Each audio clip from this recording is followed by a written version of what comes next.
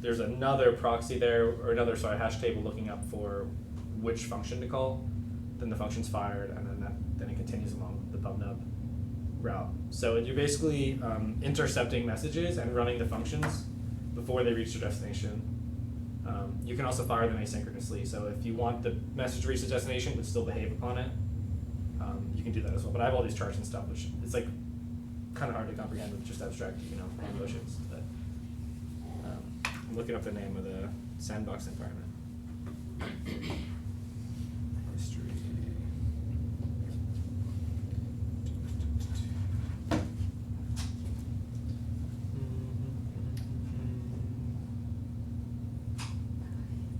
Hello.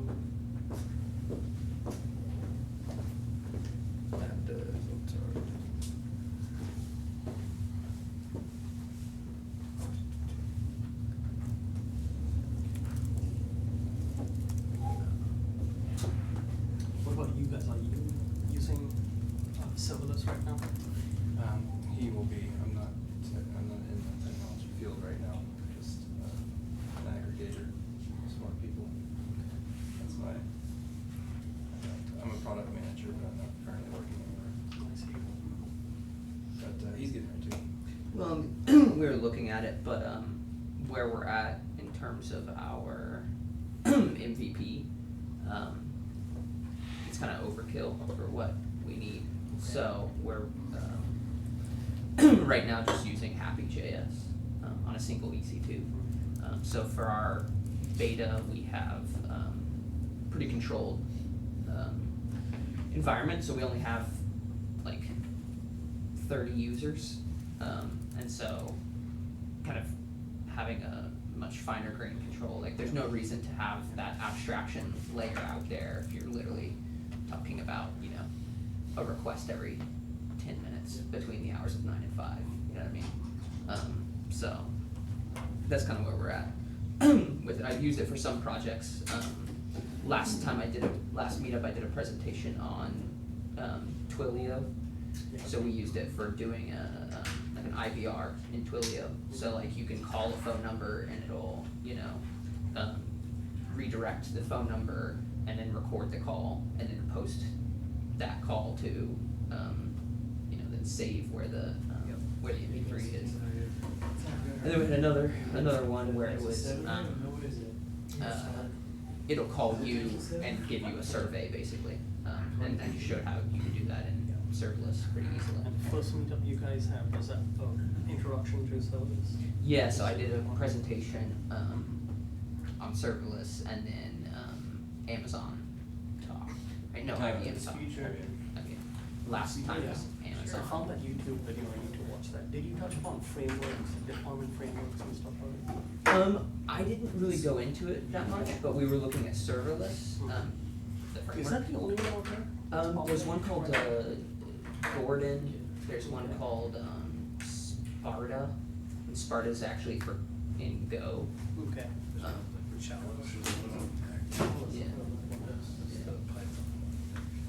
Yeah.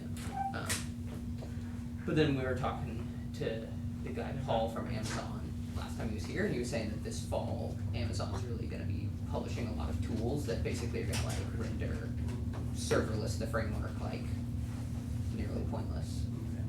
Because really all it is a wrapper for taking your functions and your cloud formation and then running it. So it's kind of doesn't really do much. If you still have to write a giant, file with all of the permissions and all that kind of stuff. Yeah, there's no reason it needs to run on AWS. So, I mean, if you could run that on an OpenShift or some other provider, then it would be pretty nice. Yeah, I mean it does. I mean basically just runs anything in CloudFormation. So you could for instance DynamoDB. You could set your specs for DynamoDB, and then when you run it, it'll go set it up. So.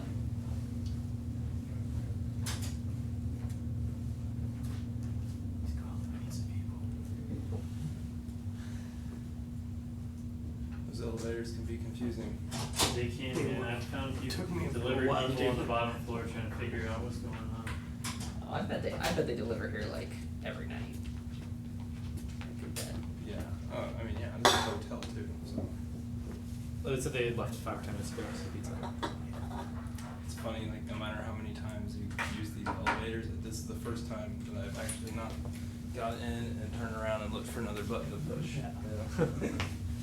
I always see people do it. But what I usually do is I push a button, right, I select 16, but then I forget to actually look at the elevator to tell me like if I can get it, and then I have to push it again, and then I forget to look at it again. Yep. It'll also make you wait for other people. Like if you get in there and then someone, you're not gonna go until that other person goes. But I think it's better because it used to be that like you would go to like 5, 7, 8, 9, and 16, but now you usually just go like to 2 floors at home.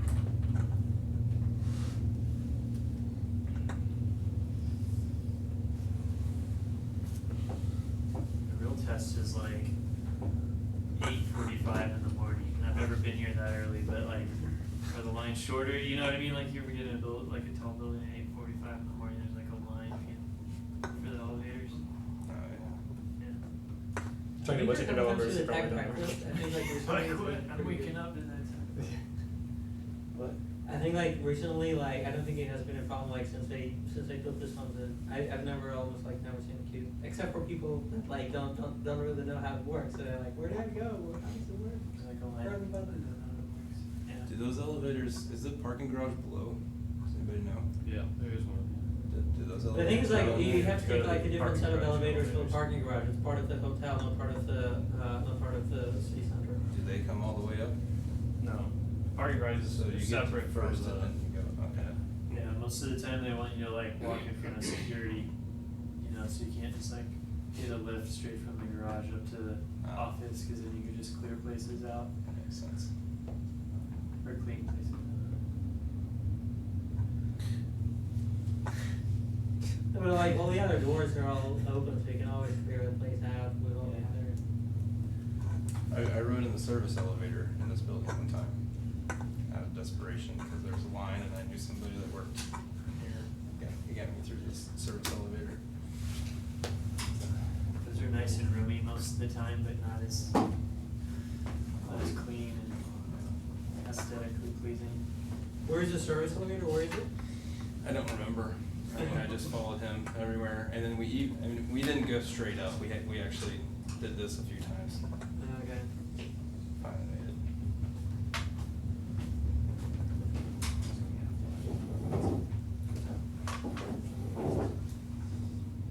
Should have ordered it for 6:20. Oh, it's fine. I mean, we'll be informal and I'll just get up and grab it whenever it gets here. We can just get started too, if we want. Okay, that sounds good. Well, I'm sure people trickle in. My name's David McKay. I'm not a tech guy. I'm a product manager, but my brother Anthony, co-founder here, is. So if you have technical questions, please ask him. We started this just because we see serverless architecture as a movement that's going to open up some market share, and it's not really predictable how. It's more for who it's going to. Obviously, startups, smaller companies. So we're just trying to aggregate smart people and get them open to discussion. And we're taking a break on next month, but we have this room scheduled once a month for all of 2017. We're going to continue to find third-party vendors that are forging ahead with the serverless architecture to try and find niche, conversations that you wouldn't be able to have anywhere else, hopefully. So Ian is from PubNub, and he's the only Austin employee. They're based out of San Francisco, so he considers himself lucky, right? Yeah, for sure. Yeah. And he's gonna present on. He has- PubNub you have blogs. you have a pretty comprehensive presentation, really. Yeah. So, sorry, the only thing we're providing that I know of is pizza. Pizza and Sorry, soda. we're just oh, we have soda too? Yeah, sure. Cool. I don't know Whatever about comes, yeah. paper towels. They napkins. should bring napkins and plates and stuff. too. Okay, Yeah. hopefully so feel free to get up and get as much pizza. He ordered 8 pies, so Yeah. Wow. we have plenty. It hasn't come yet, right? Everybody gets a pie. It's on its way. Yeah. All right. He's the Oprah of pizza.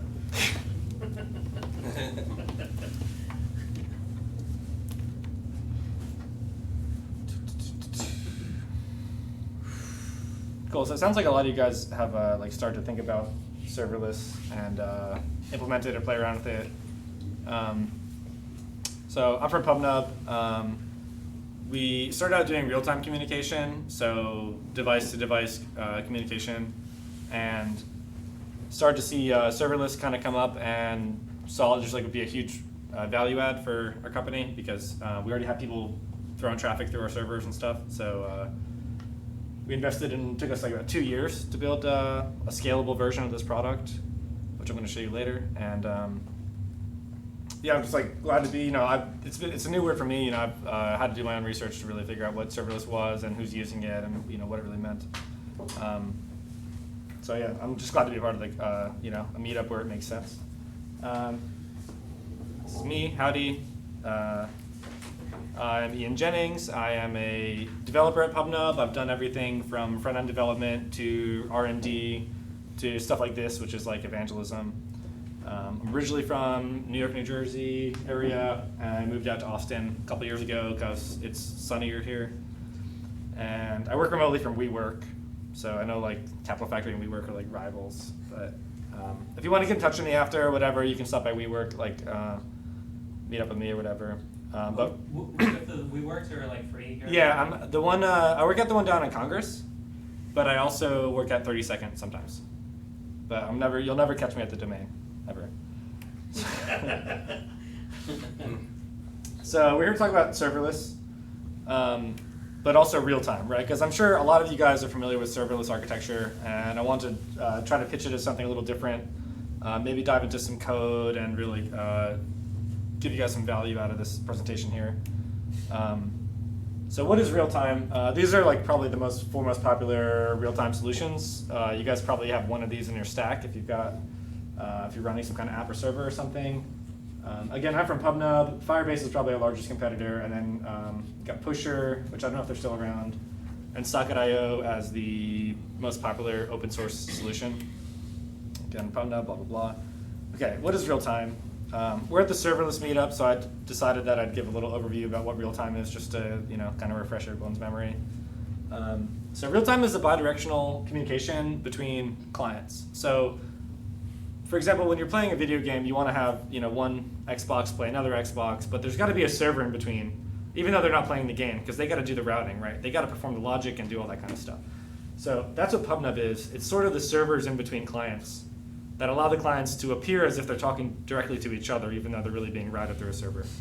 And the main reason that we have the server in the middle is because it alleviates a lot of like firewall problems, where it's really hard, if you think about it, to run a server at home and allow someone to directly connect into that server. It's a whole bunch of issues like with open ports, and you're opening yourself to security attacks and things like that. So instead, what we do is we have a proxy server in between, and both clients kind of ping the proxy server and talk about how. What's a new message? Where are the game players? What's going on?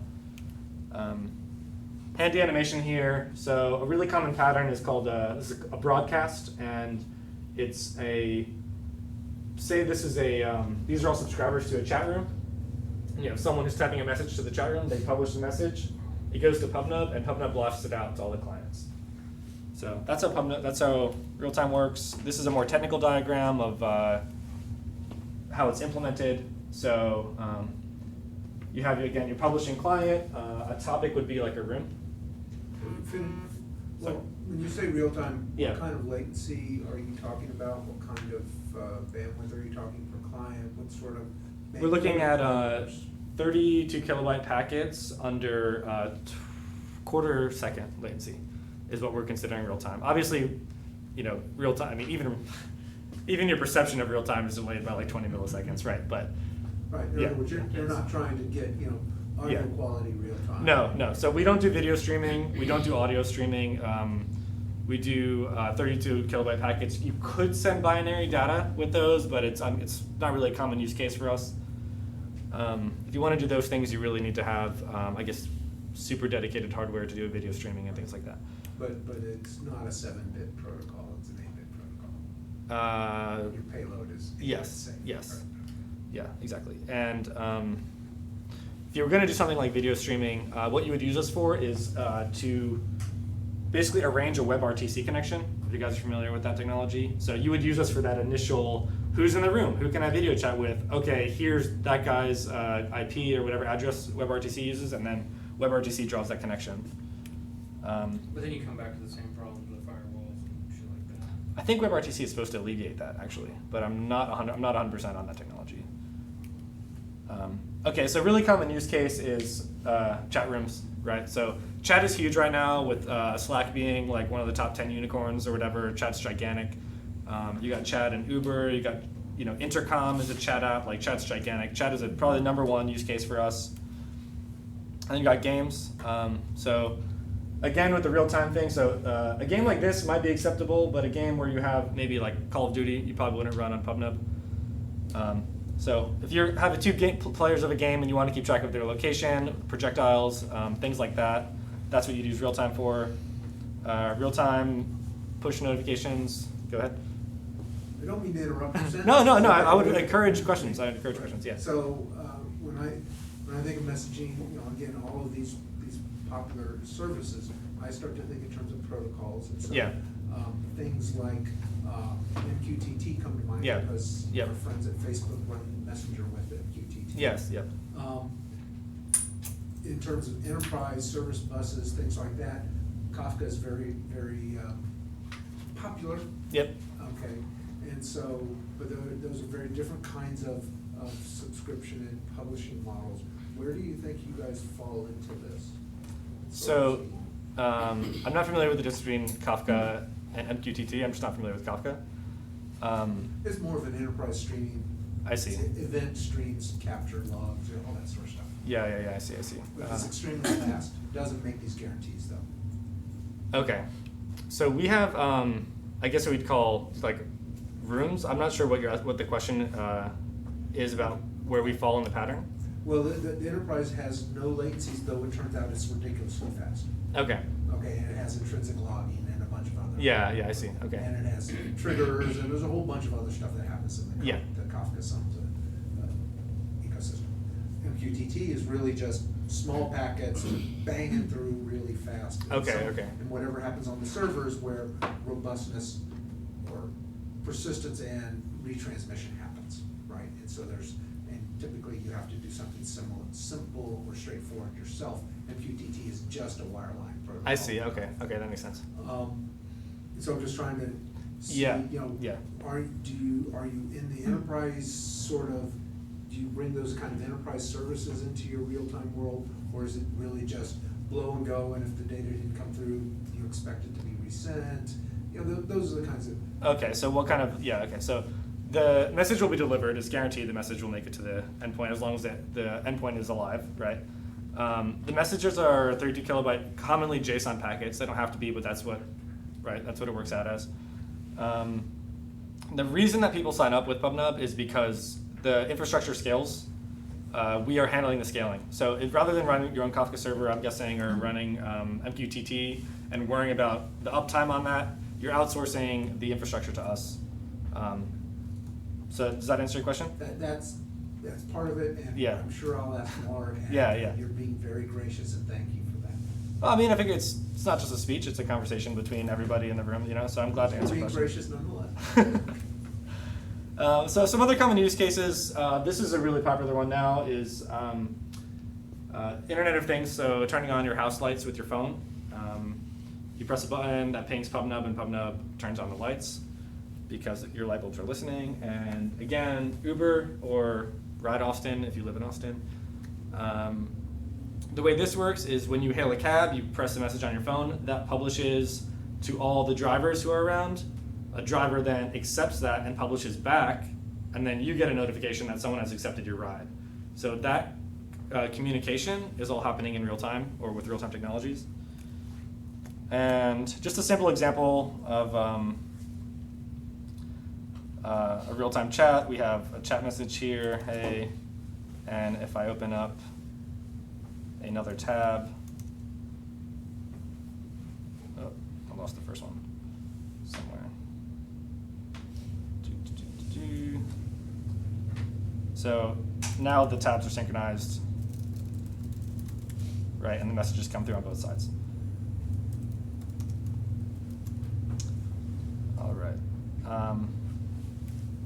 Continuing. So here is again another implementation example. This is of the lights in a smart home.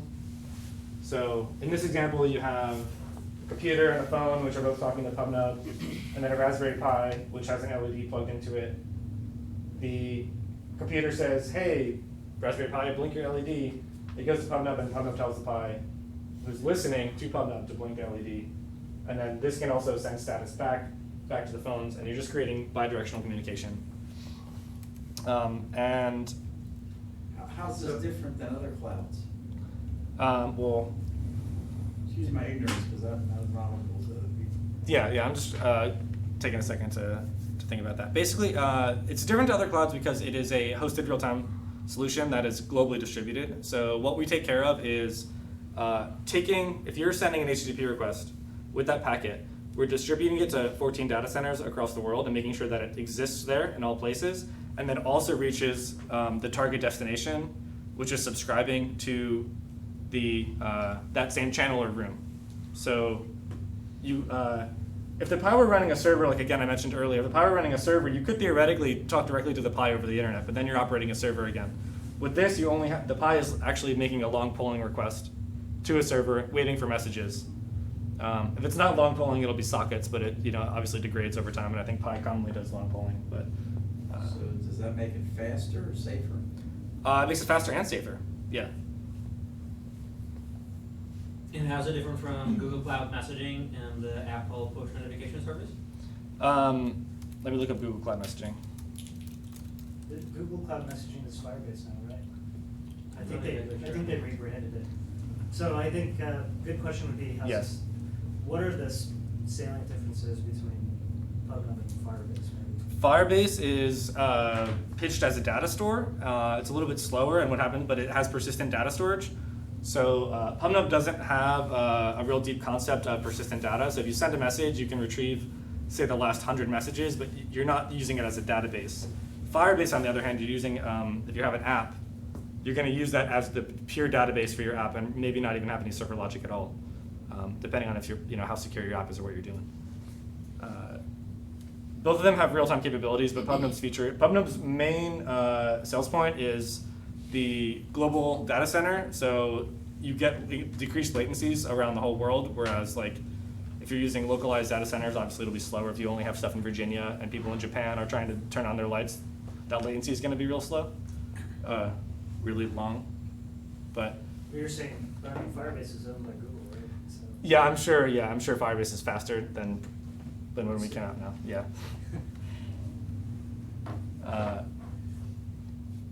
Typically different use cases, right? Like one, PubNub's like a message bus kind of, you're subscribing to topics and then sending things to these Yeah. topics. There's no database. Oh, you mentioned there's no database. Yeah, exactly. Yeah, it's true. There's typically different use cases. I mean, it's effectively a distributed MQ, right? Yeah, it's exactly, yeah. It's basically, it's not really a queue. It's because it's basically it's setting. I guess it could act as a queue, but wouldn't be pitched as a queue, right? It's more of a communication channel, I guess, or like a room or something. So you say you only keep the last like 100 messages or so. So how does those knock off for like? Yeah, a there's. day and come back. I think it changes. It depends on what what plan you have, depending on how much we archive. You can Yeah. configure it to unlimited archive. Can you? If you want, yeah. Yeah, okay. Unlimited archive is an option now. So you Okay, get, like, okay, yeah. your history from Yeah. whenever you started I- using the service. I guess what the point I'm saying is that we don't have. It's not a database with a like an object model. It's basically right. You have just the messages that were replayed, and you can. It's a log. It's a log. Yeah, exactly. So that's exactly what Kafka is. It's a log. Is it okay? Yeah. Okay, so real-time and serverless, how does that work? Why would you use it? So this is the most common application, which is just, you're in Slack and you type /GIF and then you type a word and it's gonna, generate a GIF for you. How'd you say GIF? I knew I was gonna get that. I am a strong GIF guy, not on the GIF train. So if you imagine implementing this, right? You have the real-time chat, and every time someone types that word, you want to make an animation come up. Like, you're gonna have to route that message to your server and then forward that request to whatever service is going to get the animation and then embed it back onto your chat. And then now you have people, right now maybe you have 100 messages a second on your app, and now all of a sudden you're trying to scale GIF search when you're just trying to build like Uber or something, right? So this is why serverless is, or at least our serverless solution is going to be helpful, because you are not going to have to scale the API requests, responses, whatever. It's just gonna, we're gonna handle that, and you can handle whatever you're doing. It's not really serverless, you still have to have a. But you is. Yeah. I mean, come on. It's serverless to you, right? Yeah. They're Yeah. hosting the server on your behalf. I mean, if we look at serverless in general, that's the same thing, right? I mean, none of the serverless solutions are actually serverless. Yeah, so Ken, the real reason it's called serverless is that you don't administer a server, right? You don't even know Yeah. what servers are on, what the quality of the machines are. None of that is part of your worldview at all. No EC2 instances, no Google instances. You just Exactly. put functions. Yeah, just to speak really quickly, we actually decided to use PubNub for message passing. One of Okay, the cool. reasons is we looked at MQTT, we looked at Kafka, we looked at those kinds of things. And to me, the benefit to serverless has always been, if you're a startup, right, I don't have time to maintain 7 different servers to be able to do very basic things. So we have 3 separate Electron apps for different roles and different people in the space that we're in, which is call centers. We need those Electron apps to be able to communicate to each other. For instance, if a quality assurance person wants to indicate to a supervisor that they should pay attention to a call, we need them to be able to send a message, right? So we were like, okay, well, we need to be able to do that real time. We looked at MQTT, we looked at Mosquito, we looked at all these different options. And I think that the benefit to something like PubNub is it's very, very simple to write. You can simply, what we actually do is we use RethinkDB. So all of our writes are through just a regular API, and then what we do is we once we write it to Rethink, then we also fire off a message to PubNub. So we say basically like, if a quality assurance wants to indicate to the supervisor they should pay attention to the call, then they send a post request that gets written to the database, and then in that callback we issue the message out to PubNub. So it allows us to do real time and ensure that if we write it to the database, we do it. We also use Rethink to listen to database changes and then be able to send those out too, so we have real time applications. And for us, it just makes it super, super simple, because when you have 3 developers, like I like to go home at 4 p.m. and sleep 8 hours a night. I'm not in this to kill myself. So to me, that's the benefit. You turned Rethink into a real-time database by subscribing to the change events, basically, and broadcasting them out. Yep. Yeah, which is what you're saying. Yep, basically. Yeah. Okay, so again, it's a bidirectional communication where you have our serverless servers in between the 2 clients, right, who are communicating. And you'll see another common pattern where this is applicable is, this is kind of low res, but basically you have Slack and someone mentions your username in Slack, right? Then that pings a server and emails you somehow. So again, you don't want to run that yourself, but you want that ability to happen. So PubNub will give you this functionality, and you don't have to worry about scaling the emails, scaling the notifications, whatever, watching for those things. You can just run every message through PubNub block, which is the product I'll get into later, and that'll parse for usernames and message the user. Another one is, say you have a temperature sensor and you want to see if your house is on fire. You can have the temperature sensor monitor. You can have a block that monitors, a serverless function that monitors the temperature, messages you if the temperature is too high. My favorite one is we have a lot of customers who are sending data just through our network anyway, and without them deploying any servers or whatever, they can just add a new serverless function to PubNub and start aggregating that, getting standard deviation, anomaly detection, all that kind of stuff on the fly. So, I'm sorry, you mentioned your throughput. What kind of throughput can you do? Throughput as in like bytes per second? Yeah, as in like Messages I'm and bytes. blasting you, right? Yeah. Like how many messages can you handle? That's That's a good question. It's probably limited by the client bandwidth, honestly, because we are hosting, we've hosted Periscope as one of our customers, and get taxi apps and stuff. So I don't think that you would crash our servers or anything. It'd probably be on what the client could conceivably publish. He doesn't know either.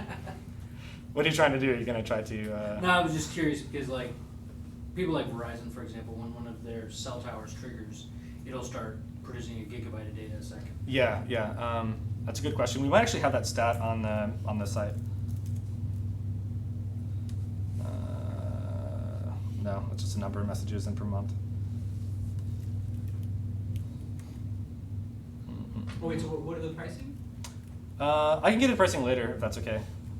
Just to finish up the technical talk, and then we can open it up and just have a conversation about everything. Okay, PubNub, blah, blah, blah. Okay, so like I was mentioning, we have a new serverless product. That's why I'm here. It's called PubNub Blocks, and they are a collection of functions that run. So in this model, you have a publisher and subscriber. What's going to happen is that function will run in between the publish and subscribe. This is a super cool animation, which doesn't make any sense really, but it sort of depicts that. It's fun to watch. Yeah. So a little different than the way I guess Lambda works and other serverless. It's a function that's in the network. So from my understanding of Lambda is you ping Lambda and it runs a function, right? This is, you're already communicating from a client to a client, and then in between you can execute functions. So you're not necessarily, you could ping it directly if you wanted to, but this is more for the use case of collaborative applications, and you want to have other processes run either to modify the messages being published or to asynchronously complete a task. In at least the AWS world, you can subscribe to Kinesis events. And those That's true, yeah. Trigger events. So it's quite similar model to what you're doing, but they make no promises of any kind of latency back. I see, okay.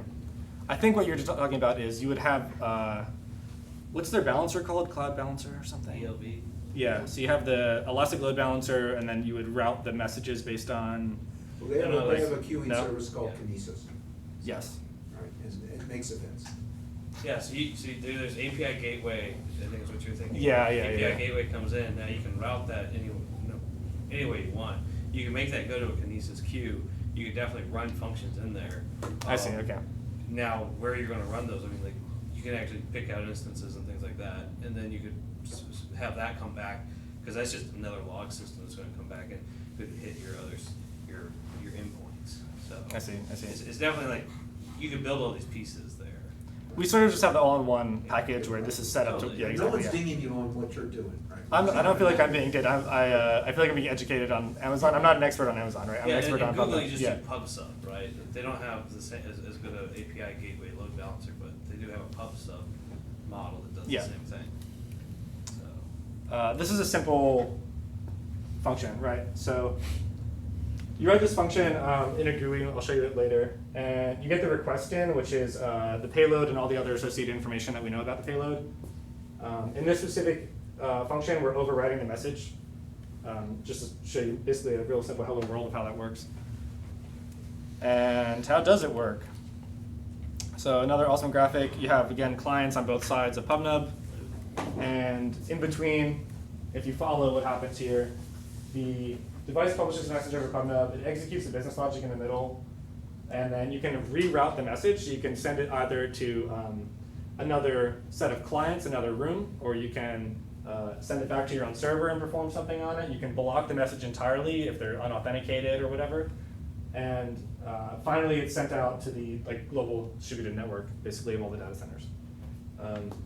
So here you always have two nodes, right? You never have a graph that occurs. It's most simple to demonstrate the capability through two nodes. Earlier, you had that animation of PubSub where, Yeah, broadcast model. yeah, so you do have a broadcast model, but it wouldn't be effective to illustrate, right, all that through the broadcast. But I can't chain these functions. Oh, you can totally chain them, yeah. So you can reroute them and chain them into other rooms. So, for example, one block I wrote waits for the usernames in a chat room, and then when the username is detected, it actually sends another message to a private channel for that username. So that way, only I get notified that my username was mentioned, and then you could have another function that was running in that separate channel that did parsing and filtering or whatever you wanted to. I think someone else had another question. No? Oh, yeah, I was just trying to, so when it goes to the block, the function has to complete and then it gets routed? Is that how it works? It depends. So there are two options.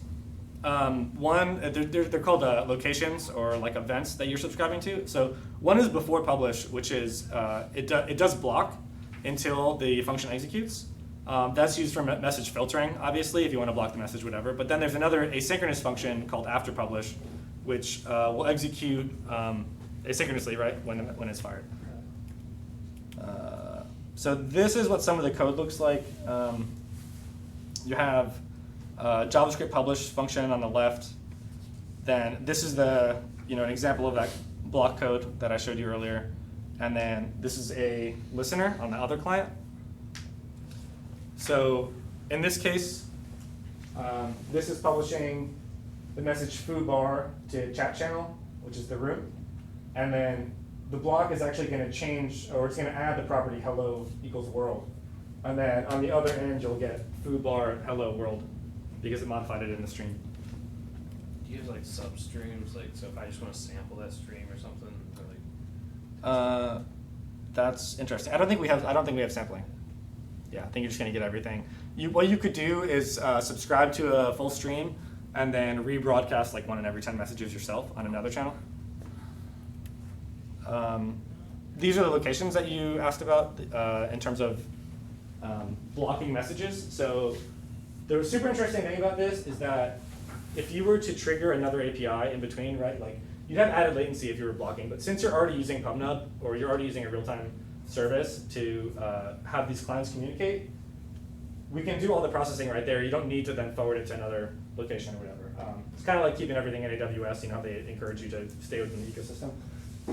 And we mentioned earlier the location, so you can have a blocking message or something that modifies the payload, but after publish will allow you to run asynchronous processes. So for example, the username that I mentioned earlier, the username notification, when your username is mentioned in a Slack channel, that happens after publish because it's not actually necessary that you're modifying the payload, right? You can process it, see if someone was mentioned, and if they were, then send it out. But you don't have to block the message for that to happen.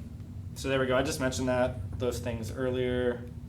What does the PubNub architecture look like? Or what does actually implementation look like? So the request hits PubNub, and then if there is a function registered on that channel, it is redirected to the blocks processes. If not, it goes right to PubNub and continues along the path to be subscribed to the subscribers. And the sub requests are round robin distributed to a bunch of servers which are hosted on AWS and DigitalOcean and all other cloud providers were distributed. And the processes are executed in a sandbox environment, and I looked up what it was because someone asked me earlier. Let's see what I can find. Oh, it's called Tartarus, which is a multi-agent sandbox system. Let's see. All right. So this is a diagram of how that works. I stole this from some of the technical guys. I'm not going to dive into it too deep because, like, it's pretty complex. But basically, you go to Nginx, and like what I was saying, they split off, and it goes into the PubNub PubSub distribution, and also into a sub router, which reroutes the requests into event handlers or processes that are executing your cloud functions. We also have a couple other features I haven't mentioned yet, which are a key value store. So we do have some kind of data storage, but it only exists within blocks. It's actually a, what is it called? It's like not collaborative, but basically if you have a bunch of blocks that are asynchronously writing to a data store, it's gonna do its best to ensure the data is like not overwritten or lost or whatever, and like whoever wrote it last. So it's basically local storage for blocks? Yes, exactly, yeah. It's existed in the server. It's not for block-to-block communication or something like that? You could. I think it's actually shared between blocks and scripts. Okay. Yeah. All right. And what's the lifetime of that? Is that permanent storage, or is that, like, as long as your block is executing, or like for 5 times your block executes within some amount? It is, as far as I know, it's persistent, Okay. I think was the goal, yeah. So, I'm gonna build a block, I'll show you how it works. Let's see. Okay. So, this is the interface for blocks. So, it's within the PubNub admin portal, and I'm set up with just like a sample project. And I'm just gonna create a new block called Hello World. Hello. And then, so a block is actually a set of scripts. So it's not a single executable, it's like a set. This way you can turn them all on and off in batch. I'm going to call this just again Hello World, and we'll subscribe on Hello World too. Hello World channel. How do you charge for this service? So it is, let's see, it's $9 per million event handler executions. So every time a message is published to a channel that has a listening block on it, that counts as one execution. How much is it per execution? $9 per million. So it's not very expensive. Nope. You have to have an enormous Yeah. market to monetize. Yeah, I mean, it doesn't seem expensive now, but some of the clients that we have publish just like incredibly high volumes of traffic. Like again, if you look at the number of what is this like? 1.8 trillion is what it's saying. Yeah, 330 million devices per month, 1.8 trillion messages per month. Like, great. Wait, do they get a Yeah. discount, or do they pay you like $9 per million messages on? I'm not sure. That's a good question. The Talk to the pricing. enterprise sales guy. Yeah, you gotta talk to the pricing guy. Most of those places are such big companies, that's chump change for them, they don't care, right? Yeah, but also it's not like every message is $9, right? So there's other pricing up here, which is per messaging, like right per message or devices and messages, where it comes out to be $400. But it's not like every single message you're sending is going to be running through the block system. That's determined by you. So it's a percentage of those. That's cheaper for them than, cheaper and faster for them than other means. Yeah, ideally. That is the claim. Yeah, that is a claim. And again, it comes into the architecture that we built, right, which is multi-tenant. So it's not like you're spinning up a whole node instance on Heroku or something for everything. You're sharing space with other people, and it's being just right. You're making use of how that. enormous data is. Yeah. And what about Would you mind? fail-safe? Fail-safe? Worst scenario that, I mean, the Pentagon's been hacked, I mean, you know. Oh, It's the server and it's back. you're talking about like encryption and stuff? I mean, you can, so PubNub has a client-side encryption libraries. So you can, I think it's A256, you can encrypt it like on the client, send it encrypted, and then in your block decrypt it. So even we don't know what you're getting, right? Or you can decrypt it on the client side. You can completely encrypt everything if you want to. Other question? Would you please show your technical slide again? would you mind? Sure. Just- Present. Okay, so Nginx, so everything is coming through sort of REST style queries that hit Nginx for everything? Is that the way you? Yeah, I believe we use sockets if possible, but I think mostly it's polling and request style. All right. And so then you have your own custom router that you guys wrote for routing this stuff? Specifically for blocks, yes, there's a custom router which keeps track of which channels map to what event handlers and where those servers are. Right, okay. But you also have a router inside to implement your broadcast or point-to-point communication protocols? Yeah, I believe that's probably in this, just like PubNub block is like the other, that's just explaining everything else that's not, yeah. So that's the big missing white space in there. Yeah. In that chart. Okay, so this is really just the blocks oriented. This is really just the block side, yeah. So you got this mesh route, and the mesh route pushes it into this block section computer, which then does whatever it needs to do. Oh, MySQL, Yeah. oh, that's exciting. MySQL actually only powers when you're saving code, that's where the code is stored and the status is stored. It's not actually being, every execution of the block doesn't involve any MySQL. So you're storing the functions, not containers of functions. Yes, they're not containers. I think they may be containerized below the sandboxed, like the container that is sandboxing them probably is containerized so that we can spin them up, I would imagine. Obviously, I'm not on the back-end server guy. And thank you so, again, for answering these questions. They are probably more detailed than you're already. Thank you. Why do I have Zoltar here? Oh yeah, okay. So, we're just gonna do a basic hello world here. These are again those locations that I showed earlier, which are these guys. So, before publish is blocking and after is not. And, all right, we're just gonna do before publish so I can illustrate how to modify a message. Okay, so this is the GUI here, and I actually helped build some of this, like the prototypes and stuff, so I'm pretty proud of it. But what happens here is we have all the event handler script configuration on the left side, and then the code editor up here, and this is acting as your log. So this is going to be your console log and your terminal window, whatever. When you make a new block, you get, well, not when you make a new one, but you always get these packages.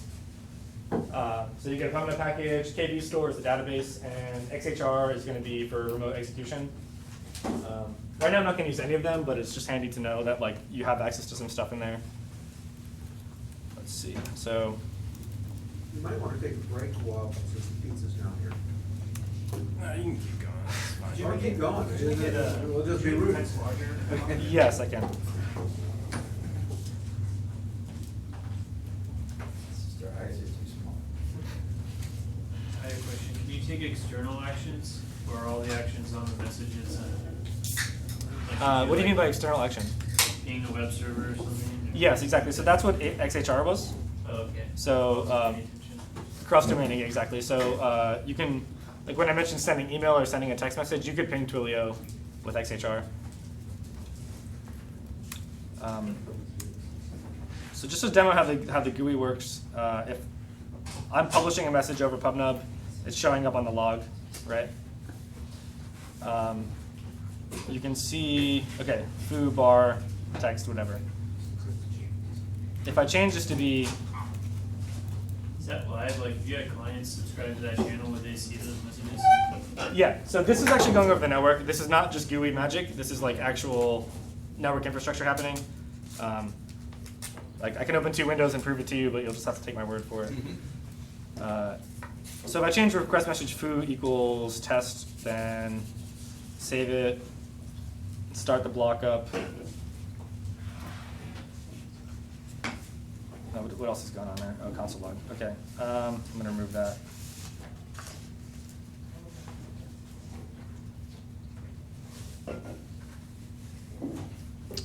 So now, oh shit, I misspelled it, but now food is test, even though it should be foo.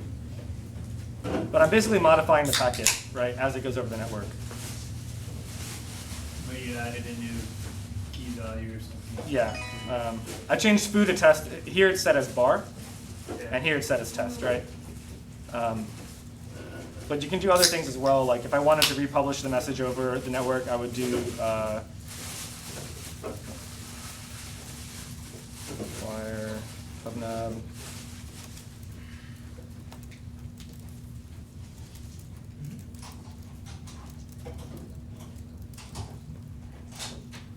Nope. Message request message foo or request message ID. So this is an example of chaining them. So if you want to input, send one block to execute another channel or another set of blocks, you would do something like this. So that's how you might do the durability guarantee that the other gentleman has. In other words, we could have the client blow a message up there, but it wouldn't get broadcast until it went through a chaining process. Say if I wanted to push it out to my own database image somewhere else, you guys could coordinate that durability guarantee process. So you can draw, I guess it would be I want to say a mesh, but it's probably more like a hierarchy line or like a pathway, right, to route your messages. All right, well, I was planning on doing something super simple, but you guys seem pretty technical, so maybe we can do something more fun. Let's see. So this is a catalog of all the pre-made blocks that we have already. So a lot of them ping into third-party APIs using XHR. So we have like, forward a message to a tweet, or, filter IP addresses. So if someone's spamming you, you can make it so they don't even hit your network. Let's see. Also, I made one which I really like a lot, which sends data to New Relic, so you can send your own APM data. This is that outlier one. Do you guys have anything specific you want to build that like we could walk through? Any use case? No. I can do a chatbot, which would be cool. Yeah, chatbot. Okay, so the way we're going to do a chatbot, let's see. So I have a list of responses. Where are they? Open. Desktop. Okay, so these are Magic 8-ball responses, right? And let's say every time someone publishes a message, we're going to be like just like hello, save, oh, whoops, publish. Oh, system errors. I just turned the message was an object and now it's a string, so it's throwing a fit. Okay. So I'm going to log the just the request message every time the block is run. Okay, so why am I not getting that out? Published. There we go. So it's logging hello to the console every time. So I'm going to put my list of responses in here, right?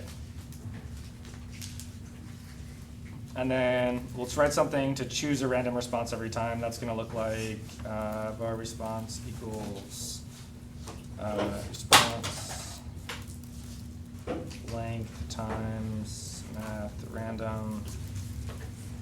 I think we want to responses right math floor. Does this make sense to you guys? Yep.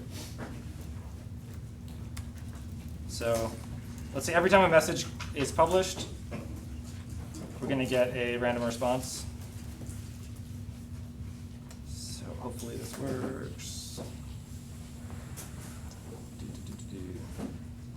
Okay, so now every time I publish any message, I'm getting a random Magic 8-ball response, right? But you want it to appear as a chatbot, and a chatbot is going to chatbot's going to publish as its own user back, right? So you don't want to just log it out because you want it to appear in your chat channel. So you want your own, what I'm saying is you want your own message to appear and the robot's message to appear as well. So you're going to send it back to your own channel. Exactly, right. So I'm going to include PubNub. PubNub equals require PubNub. And then like I showed earlier, I'm going to publish it out. Publish. And then PubNub takes two parameters. One is channel. If we look at the metadata here, you can see that you get a list of channels here in the request metadata. So request channels 0 will get us the first channel. And then the message is going to be that response we just came up with.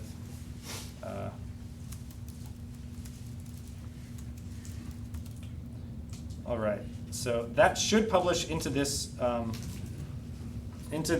console a second message as well. When we do this. Okay, hello. I'm getting 2, I think because it's feeding itself into itself. So what I'm going to do is add another check and make sure it has a question mark. That way it is a little smarter. If request message actually we want index of question mark is greater than -1. Okay. So now traffic is going to flow through, and if there's a question mark, it'll Zoltar, the chatbot, will respond. All right, restart block. Okay, so no response with hello, but then is the serverless meetup cool? Publish. Yep. There you go. Nice. Yes. Okay, so that's a simple example. Let's see how we can make it a little more complicated. I guess I'll fire up a example of how you would do it on a client. Oh, sorry, go ahead. As soon as you put someone else's code in the middle of the pipeline, Yeah, all of your real-time guarantees are now questionable. yeah. So what, if any, boundaries are you placing on the performance of these blocks?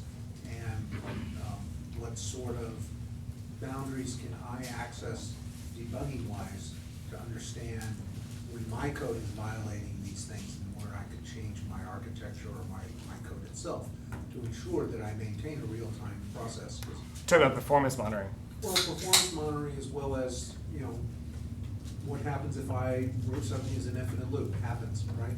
Yeah, so we have checks in place for infinite loops. So what I just wrote, where you saw the double output, previously I've written that and it's crashed the server, but dev team has updated that, and I guess it only executes twice now. So that's risky on my part to have tried that. In terms of, again, I mentioned the sandboxing, so you are prevented from using like FS file system, right? Like you can't go and start editing the server code. In terms of performance, that's a good question. Previously, we charged based on execution time, and I'm not sure when we switched to the number of executions, but that's a good question, right? Because what if you had one execution that was whatever, looping through 10 million API requests, that counts as only one, right, pricing tier, which doesn't make any sense. So I would assume it's under some reasonable term of your execution time.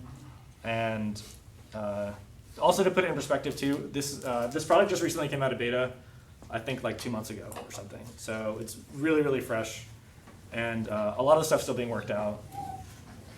But it's up to you to test. Yeah. And you can also Yeah. choose how to process the message, right? Either before, which is blocking, or So I just can- publish it and then continue processing. So I can do like half-hour computes on this thing for free? that's what I'm trying to bounce around. Yeah, like So, yeah, can you? My guess is they have some sort of. yeah, we probably have some Yeah. sort of Just asking, yeah. just asking what it is. Yeah, that's yeah. all. And, it's again, none of these questions are dinging you, right? This is really just trying to understand what you got here. And what I can use and exploit for our mutual success. Can we get it to my Bitcoin? Yes.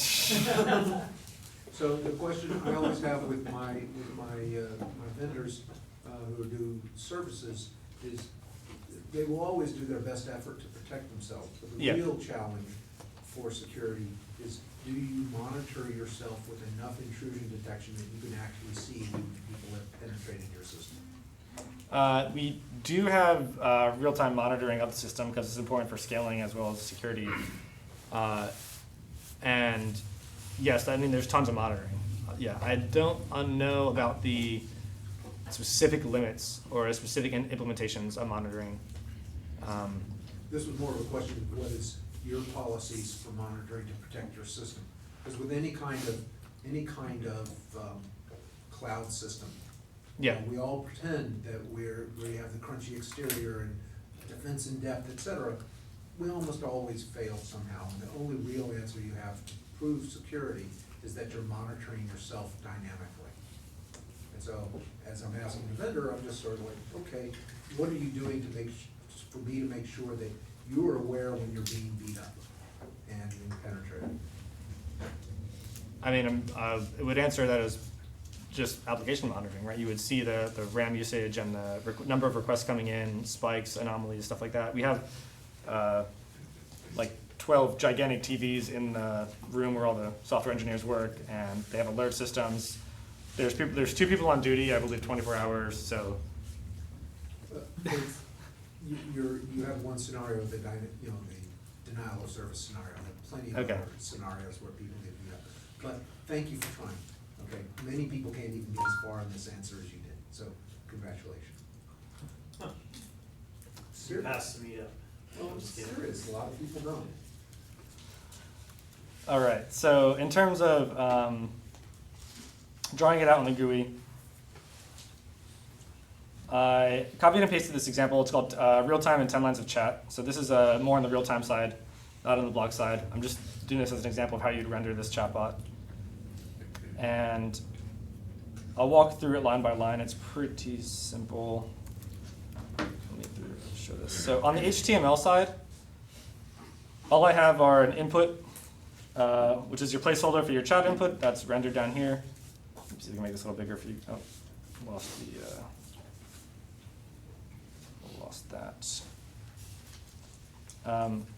And then I have chat output is under a div that's invisible right now because, right, it's just a div, it's empty div. And then on the JavaScript side, last thing, most important, the PubNub JavaScript SDK is included remotely. You can host this yourself. We're just using the CDN because it's CodePen.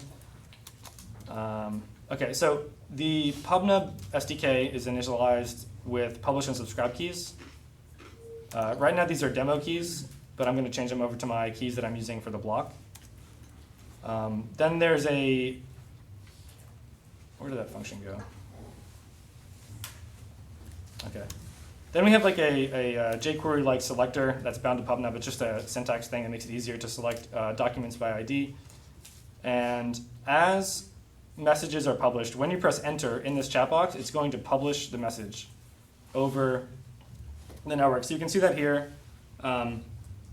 It's bound to key up. It's going, when the key is 13, it publishes it over the network.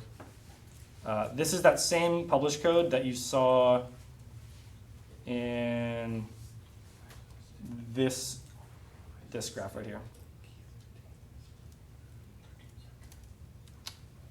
All right, so I'm just going to test this out, save it, publish. Okay, so this messages get appended to the div, and if you look here, how that's happening is this code is also subscribing to that same channel. So you have the configured channel up here. Where'd it go? Channel is chat. So configured channel. This callback is executed every time a message is received on that channel, and every time you press enter, a message is published on that channel. Now, what I'm going to do is configure this to run through the block that we set up earlier with the Zoltar chat bot. And I just got to find out where I left that thing. There it is. So what I'm going to do is copy over my keys, which I will get from my account. Over there, and this is not that. Okay. I'm going to publish the publish key here, and then I'll put the subscribe key in there. And then save that, and now. So you realize this is being live streamed, so like anyone can use those keys right now or be for now? Yeah, that's fine. Let's see, where was I? Oh yeah, okay, so now I'm in blocks. Go kill those keys after this talk. They shouldn't, you can test the security. Yeah. Okay, test the security. Yeah, this is Don't encourage me. Are blocks only written in JavaScript? Blocks are only written in JavaScript, yes. I assume it's a node-like environment or Node itself with limitations. Yeah, exactly. What version of Node? I don't know what version of Node is trying. So as I publish messages here, you can see it. Well, is that the same channel? This is not configured to be the same channel. How do you install your Node packages here? Is it- Yarn. So that is something I'm fighting for. They're limited right now. You're only getting, basically for security concerns, you're only getting PubNub, XHR, some handy like query string things and like mathematical functions. I've been pestering them to get NPM support because like that's like the whole beauty of using Node, right? So in like this rethink example, you just like post HTTP to rethink DB? Or? So we just publish JSON stringify. Yeah. Right, we're just pushing messages. We're not using blocks, just the messaging component. Although, there's lots of use cases that you could see with blocks from us, if you have multiple roles who need to listen to one message, right? So quality assurance could say, hey, supervisor, look at this call. You may also send that to like an ops manager too. So I put that on the ops manager channel and not have to do it on your server. You can do it, just intercept it here. So while you guys were talking, I matched the channels. So now this GUI chat here is synchronized with the block, and all those messages are being run through this. So in theory, if I ask this a question like, what is the meaning of life, then I get, oh look, not so good. Oh. That's good. Yes, definitely. Okay, well I guess maybe I should ask it a yes or no question. You should write something that checks to see if it's the same message and then respond. Yes, we can do that by doing, how does that work? You can probably just save it to the key value store. It is, request message length %, right? Trying to do mod? Yeah, is that mod? Responses? Yeah, it's mod. That'll just work, right? Hopefully. Uh, No, that's, I need to sure. multiply it by something. I actually haven't. Well, no, that'll work. Like you can do I'll chop it off. that. I mean, you won't. Yeah, that's fine. Let's see if it works. What are you trying to do? Just get a portion. He's of just it. trying to get the same message again every time, or same response again every time. So yeah, you can do mod. Yeah, there we go. So, what is it? No, well, we're basically just taking a link Okay, so now I get the same message every time. Let's see, I can open up, do you guys want to see more of this? Do you guys want to talk about it? More questions? Can I have a few questions. Yeah. So I see that in the client side you're running, you're using callbacks. Yeah. Is there any, it doesn't currently support promises, right? It's funny, I actually miscopy pasted the example. The version 4 uses listeners and event handlers, and I just accidentally just copied and pasted the wrong example. So you have promises. We have, the client does not have promises. The client is event-based. The blocks are promise-based. So let's see if I open up the send grid example. So this sends an email. And if you look here, the XHR fetch has a callback inside of it, and that's returning a promise, and then, right, it returns that. So this blocks until it's executed.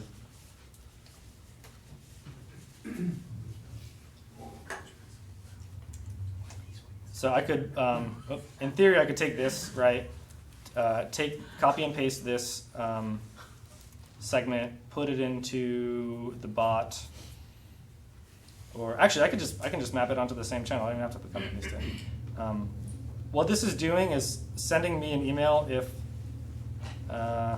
actually every time there's a message it sends me an email. There's no filtering. But I can put this into the same channel as this. Let's see, hello world channel. So I assume we can just hook these up to like a version control system. Yes, so we have, oh, I see, this has to be after publish. So yeah, I actually wrote a command line tool that allows you to keep your own version control of these and then deploy them through command line. So this way you don't have to use the web editor because like, yeah, right. Yeah. So you're using your own invocation mechanism, you're not using AWS, Lambda, or Google's functions or Azure functions, you're doing your own thing. Oh yeah, these are all in our own proprietary infrastructure. Like, in the end, some of our data centers are AWS, but Well, but yeah. if you're running your own stuff, then that's just fine, that's not my question, I'm just trying to understand. So you mentioned some of the packages that you do have access to in Yeah. blocks. Let's see if I can get a list of them because they change. Catalog. It was an NPM module. probably going to be in the docs. Let's talk about data container.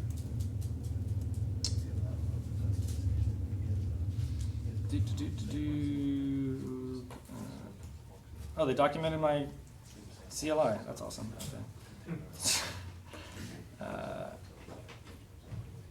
I thought there was a list of modules up here. I mean, I can look for it. Yeah, I think it'd be Actually, good. I'd like to see those. Yeah, I agree. They're useful. Clearly memory issues. Handle tutorials. While you're looking, is there any sort of timetable for being able to, add your own modules or to the system or to expand, I guess, the. Yeah, so I was really pushing for that, and they were considering like blocking release just to get that out because I was so insistent on it. I don't know what they're expecting now in terms of development. I can get an answer for you on that. In terms of, you can actually do a lot with just the XHR and the modules we allow because we're trying to cover like 80% of use case or whatever. So you have a full crypto module? Yes. So there's, we can just run through them. There's HTTP requests with HTTPS support. Certificate pending? Excuse me? Does that have certificate pending? Certificate pending? Pending. Pending. Just Oh, easy. I'm not sure. Okay. Do you mean like custom headers and stuff? Like? No, you can open up your SSL connection to only a certain set of certificates. Oh, interesting. It's a Like way. the first time you connect, you remember the certificate that was given. Oh, and yeah. Each time you connect again, you make sure that it's the same one. I'm curious. Yeah, I'm not sure. And you can even actually be more sophisticated and have the certificate in your public key of the certificate that you're connecting to, and only succeed in your connection if you used it, if the other side can decrypt the public key you already have. Interesting. So not it's a sure. way to defeat man-in-the-middle attacks. Interesting, I see. I'm not sure. Okay. I would expect it to be the documentation that was supported because we do get a lot of security requests, which is why we have crypto and stuff in there, like at all. The KV stores the database access API, which is persistent key value store, access the database, globally distributed, and eventually consistent.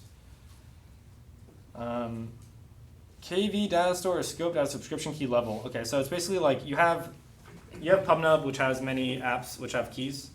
So the way the data store works is you can share data between keys, but you can have many different keys, many different apps. So you can segment your data out. Blah, blah, blah, blah, blah. Keys, counters. Okay, obviously math. Geohashing is real popular, so I'm not surprised that they added geodistance calculation. So you can do something like take the IP, map it to a estimated geolocation, calculate distance or whatever to some other person. You could see that being useful in like Uber. Cryptography, so you can actually encrypt the message after it hits the server and then basically encrypt everything that people send. I'm supposing this is how things like Signal work, like the encrypted messaging app platform, unless they encrypt on the client side, which I'm not sure. Do you know? They're on the client side, they never unwrap it. Do they? That's interesting, okay. Right, that Well- would make them subject to subpoenas. It would be, yeah. Right. Yeah. Let's see. I know that part really well. So HMAC, SHA-1, SHA-56, 512, sign. Okay, what is this sign? RSA? Do you have RSA or just EC? Let's see. RSA. No RSA found on this page. Okay, and there are a couple other events too. Like we have this other product called Presence, which allows you to see who is currently online in the channel. So if you want to see what clients are connected and what data they have. So you can also subscribe to those events. Like when someone signs on, you can then subscribe to a sign on event and then notify people that someone else signed on as well. So it's not just the message sending, it's also the presence of other clients. So for example, if you have maybe a bunch of sensors out in the field and one dies, you can subscribe to that as well and then email yourself that that one sensor had run out of battery or something.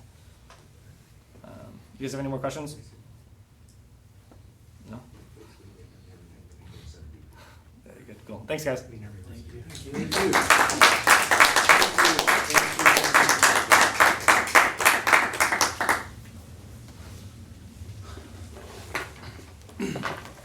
discussion, or I don't have anything else. I've been told by some people that they're having real problems with reliability on AWS Lambda functions in terms of execution, time to execution, as well as just some of them not firing up. Does anybody else have any reliability problems with their Lambda function? The Lambdas doesn't make any reliability guarantees or anything. But you'd still like to know what Yeah. people's experience is. Ours have been kind of slow if they're not warm, like 2 to 3 minutes type of slow. Well, I think that's kind of the whole point of not giving you access to everything in the Node ecosystem, right? If you're limiting that out, you can have some kind of sandbox and they're just pulling functions out of MySQL and running them. Yeah. But we're As talking opposed about- to the way that AWS Lambda works, where it spins up an entire container Right. with all of your node modules, which literally if you use Ranga, it's like 70 other, modules, and then it's kind of one of those things, do you want it to actually spin up in, 200 milliseconds, or do you want it to, run quickly? Right, but I'm talking about there's large variance in that performance, and that's been performance. That's pretty much all AWS like stuff, right? So even their ELB, like if you actually wanted to route properly, you gotta warm it, set her up. So my guess is that depending on which rack you're hitting, even is gonna have a major effect. So is anybody in our group actually measuring their performance to feel that as part of their qualification process? But I imagine you stop using it, so. I think there are some external services that measure cloud metrics across providers, but I don't know of any personal people that do. But there are some services. For what we use, it doesn't matter, because we're using a continuous deployment, so. Maybe pretty Even if easy it's to, 10 minutes, who cares? yeah, it'd be pretty easy to test it. Well, the problem is it's not reliable to test it, right? So if your code, so you can test it over how long and what environments, and so is it 2 minutes, is it ever go to 20? I mean, it's definitely. I mean, you could just hit random Yeah. over a month, see what happens, right? Yeah. I mean, that's part of the value of PubNub, is that they're, claiming a 250 millisecond response time on their message, at least to your block, okay? And, or at least that's what I took away from the talk. And, that basically is, I assume, a hard limit for them, or that becomes an SLA question, right? And so that's worth paying for, if you're trying to do real time, or even just trying to make sure you're trying to build a reliable system. Real-time guarantees can very much be part of reliability. And what is the SLA? Do you guys actually publish an SLA, or is it just? Yeah. That's that? Yeah, no, there's no SLA. I can go check it out. Okay, it's okay, I just wanna know, I mean, Heroku says they have an SLA, but they actually don't, right? Got 8 pizzas, he hasn't done a piece yet. Okay. No, I'm good, I'm good. So I do want to say we'd like to have more meetings like this. I thought that was really great interaction. So if you guys know of any third parties in their space, feel free to interact with the meetup. We'd love to know. Message either Anthony or I, or shout it out right now, right on the board, and look at it later. But, please feel free to interact and get what you want out of this. And also try building things, and come do a presentation on your efforts to try to do it, because one of the, to me, the big, aspects is how much, developer lift goes into it. I don't know who all was at the first talk, I know a couple of you were, but one of the things that I was mentioning was for the price of the salary of a DevOps, right?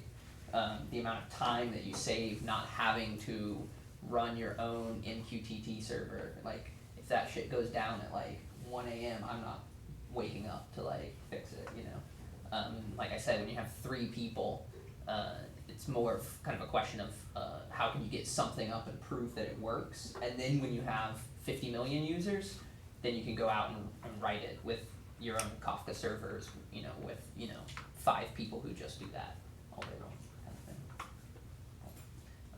So yeah, I mean, if you go just play with stuff, see if it works well enough.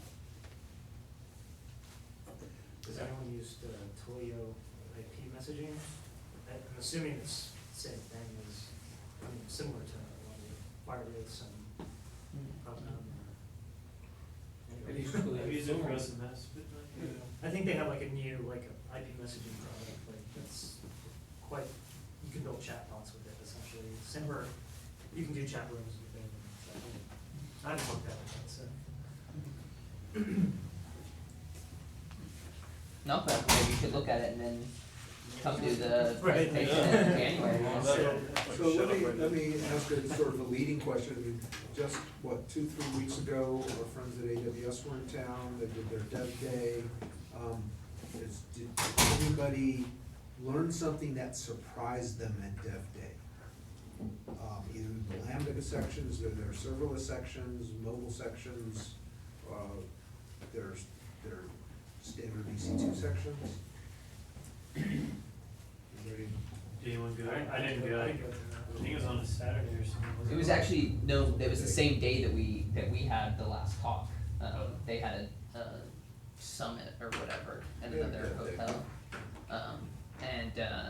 I didn't go, but from talking to the guy, Paul Underwood, who was speaking here, which he didn't even know that there was like the dev day the same day. He was basically saying that they're gonna be rolling out new tools this fall, winter, that are gonna kind of replace things like serverless framework. They're gonna kind of render those pointless. Yeah, I mean, That actually came out today. Their serverless application manager, so it's kind of like a manifest file. It almost seems like for your serverless application. So Yeah. they launched SAM today. There you go. Today? Yeah. I mean, I'd say for me, that's the real downside, is trying to figure out how to test all these things. Because you can test your functions. We use functional programming, so it's kind of easy for us. But then there's always that, that unknowing is when you push it up into the ecosystem, and whether or not you have your configurations all correct in terms of your permissions for Dynamo and what Lambda can access that, those kinds of things. Which is one of the reasons why we're not using serverless for our MVP right now, because it's just the way that Paul kind of framed it is like we know there's a lot of I forget the term he used, but basically he's saying like, I know that the people using serverless technologies right now are spending a lot of time and effort trying to figure these things out, and it's tough to make that business case.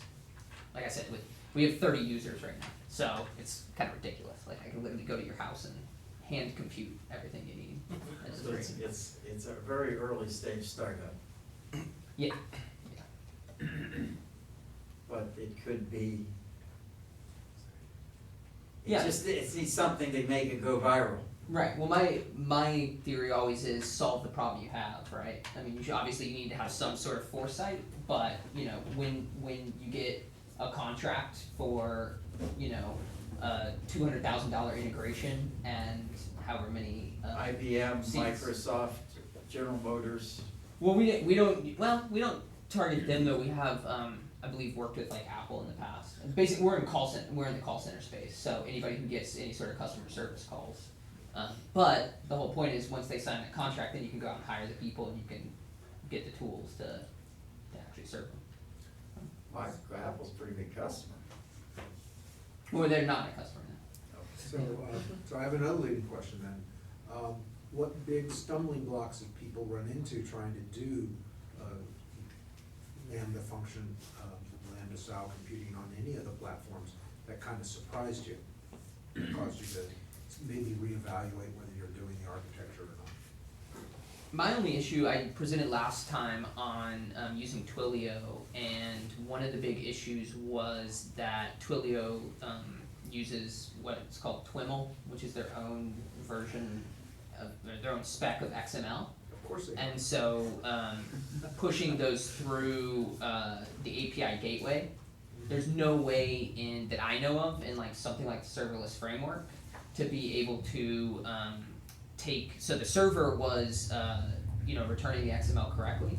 And actually I wrote a happy server that did it basically seamlessly, then I wrote the happy server trying to figure out what was going wrong with serverless, and it was something in the API gateway where then you had to, in your response method, set it to XML, but then also manipulate the actual response object itself. And there's, not that I know of, any way to do that except through their API gateway like GUI, which is absolutely like the worst way that you want to do it, because you basically have to write an application and then go in and click through every single one and just repeat what you just did. So I think those are kind of like the kinks there a little bit. What is a happy server? Happy, API, the JavaScript. Walmart, Yeah. replacement for Express. yeah. Okay. So it's a basically an Express COA alternative. How are people managing these things? I mean, like you have, like, your functions become like your machines, and so now you can't just check into Git and have like, oh, this is running everywhere. Now you have to have like state of like which function's running where and that sort of thing. And as far as I know, like most people, it seems pretty hand wavy. If you use a framework like Serverless, that's not really the case. You just map your, so if you're using API Gateway, you just map your endpoints to your functions, and then you just export them out of a file. So if your main file was index.js, you would just say, your API endpoint is get users, and then it points to index.users, and then you export users out of index.js, and then it knows to go run that. Yeah. What's our biggest problem right now too? You don't want to rely on serverless, because it's still in beta. You have SAM or something. That's new though, I just said about that today. Is which one? Oh, it's SAM. They do. The new manifest now. Yeah, there are a lot of quirks. One thing we found is there's no way to integrate Lambda functions with the simple messaging service that they have. So we have to spin up an EC2 instance and host something there too. And that's, what we're using PubNub for, was exactly that. We started looking at their Internet of Things, MQTT, and they, as far as I know, only offer SDKs for mobile. So, because they're all signed in a 509 cert or whatever they call them. I guess one of the bigger challenges I always have is I always end up having to have a server somewhere in this, it's like, well, I might get a message, I might have to compute something, it's still gotta be on a server somewhere, then it's just like, why do I fuss with the Lambda to begin with if I'm gonna have to run this server? And so like, just because the compute environments are so small and so thin, even if I pass them to different queues, it's, I haven't seen like that. I need a batch runner, like a serverless batch runner that can actually run, a 30-minute job if I wanted to. But that doesn't exist. I don't know of a single like serverless technology that can run a 30-minute job. You want like a worker or like a Yeah. job? Yeah. Like a worker that's like one time, schedule it. I feel that. Yeah. So say there's a small company, Hour.io, and they let you run up to like 60-minute functions. Okay, 2-hour job. Things better than everyone else. Whatever you're offering, he wants more. Hour.io.